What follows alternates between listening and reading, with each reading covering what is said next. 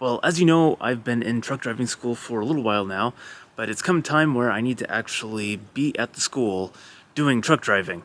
So, I've decided to rent this tiny house, and I'll explain why, but let's go inside first. It's getting kind of cool out here. Well, we're in the tiny house now, and let me show you around a bit.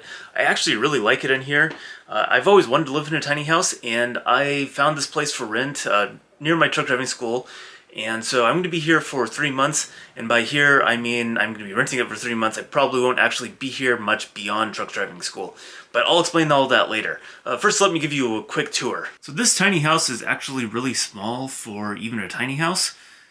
I'm not sure how long it is, but it couldn't be much longer than 20 feet on the trailer. It does have overhangs on top, so there are lofts on that end and on the other end as well. So both ends of the tiny house have lofts. However, the lofts are really small and they fit about a twin-size bed, so I probably won't be sleeping up there. I'm actually slightly afraid if I tried to sleep up there, I would probably roll off in the middle of the night and that would be painful. So I'm probably not going to do that. In fact, I'm probably not going to do much of anything with the lofts because I am just using stuff that I had in my car. I might stop by the storage unit and grab some cooking things, but aside from that, it's mostly just stuff that I already have laying around, so I don't need the storage of the lofts, but it's there in case I do need it. So let's start off on the door side. So that's the exterior door. There's only one in this tiny house, which is totally fine. The owner of this tiny house actually did this build himself, and so it's really simple, really straightforward.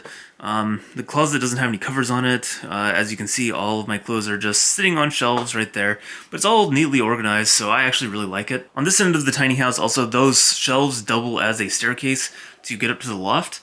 It's really super narrow though, and I wouldn't recommend doing it, but it can be done. As you can see over here, we have a little table, so there's chairs on either end of this table, which are really pretty nice. It's a really nice setup. It's really straightforward. As you can see, I'm still putting stuff away, but we're getting there. Right above the table, there's this beautiful window, and you can see the property a little bit outside that window there. It's a really nice property, and there are curtains over almost all the windows. So that's really nice. So at the other end of the tiny house, we put this futon. This actually was in the main house this morning, and we just brought it out because I thought it might be better to use this bed instead of using the lofts, and I don't want to take the mattress out of my car yet. So we're just going to use this futon for now. And then going up there, there is a window behind the towel, but it's pointed directly at the house, so he suggested I covered it up, and I needed a place to hang my towel anyways. So there we have that. And of course the other loft with a ladder. The kitchen setup takes up most of this entire wall here. As you can see, it's really simple cabinetry up top, really simple counter, a fridge, and some more cabinets. This sink here is a really standard nice sink. It does drain out onto the ground pretty much, so I have to be a little bit careful of what I put in it, but it is a sink. It does not have running water, so it's just like my previous situation in the bus. And then over here, we have a hot plate basically, so it's a 2-burner stove, and this is my own pan, but because this tiny house is used as an Airbnb for a lot of the year, it does come with its own dishes and pots and pans. The other cooking device that they installed was this little mini toaster oven, which is kind of sketchy, honestly. So I don't know if I'm going to actually use it. If I do any serious cooking, I don't think my pans will even fit in there, so I'll probably bring out my propane stove if I actually want to do any serious cooking. Then down here is largely just an empty space with this box, and in that box is a toilet. And by toilet, I mean it's actually just a sawdust bucket, just standard composting toilet kind of thing. I'll try not to use that, but that leads me to my next point, which this tiny house does not have a bathroom or shower. I'm going to be using the shower and bathroom in the main house, which is just right next door. I have keys to both. Not a big deal. So let me talk a little bit about why I decided to move into this little tiny house. So let's talk about why I decided to move into this tiny house. In one of my previous videos, I mentioned that I was having troubles with my address and getting my learner's permit.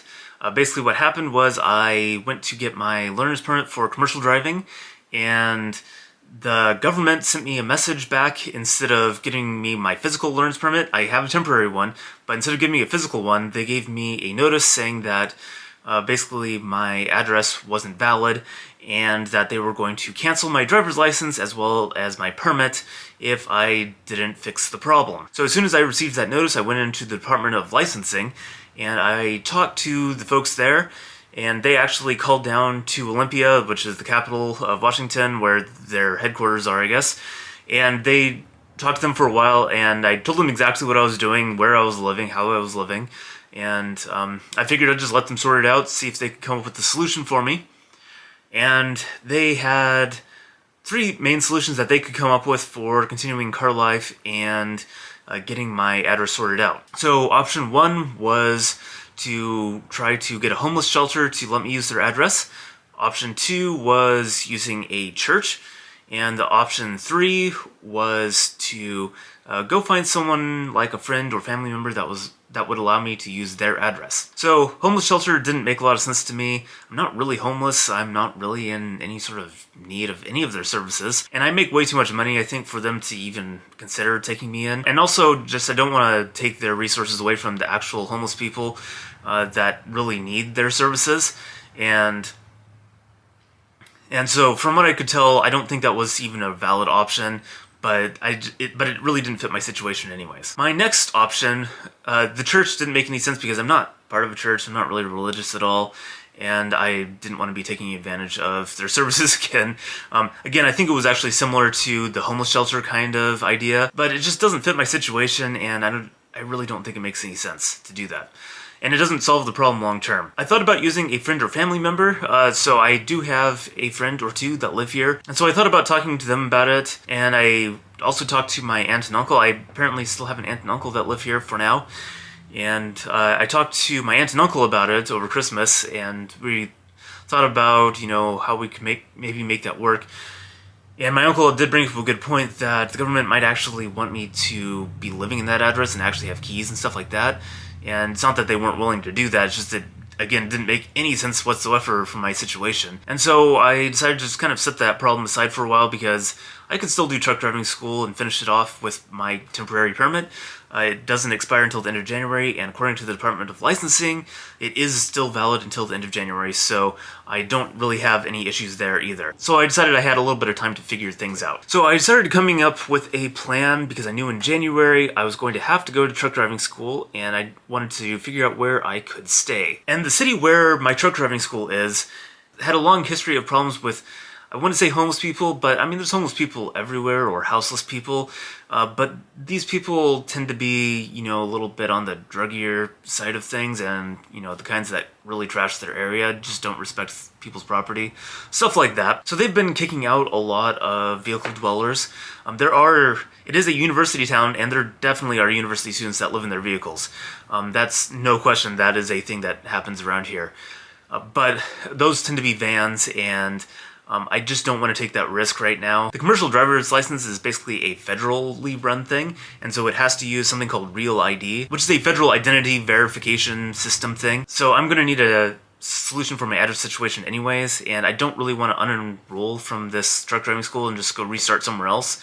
I don't think that's a good idea.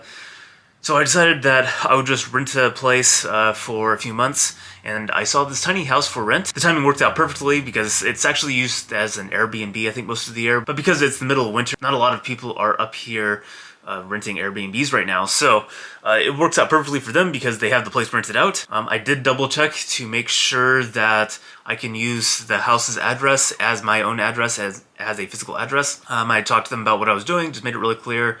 And so everything's good there. So my address is going to get changed around. I've already submitted all my bills and bank statements and everything, so everything should all line up. And to comply with Real ID, unfortunately, I do have to kind of wait around for a bill to come through, or a bank statement, a phone bill, stuff like that. So I can take that into the Department of Licensing and use that as my actual address.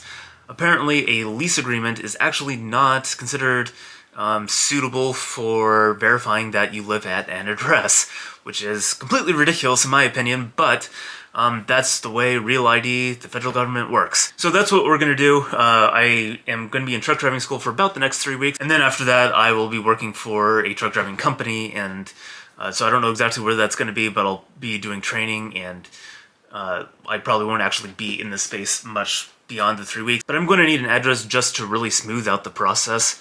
And so that's what we're going to do. If I had to do things again, I wouldn't have done it this way. I would have changed my address to somewhere out of state. I know both South Dakota and Texas have addresses that you can use, physical addresses that you can use, services that will allow you to comply with Real ID. And so that's probably what I would have done if I had known this was going to be a problem ahead of time.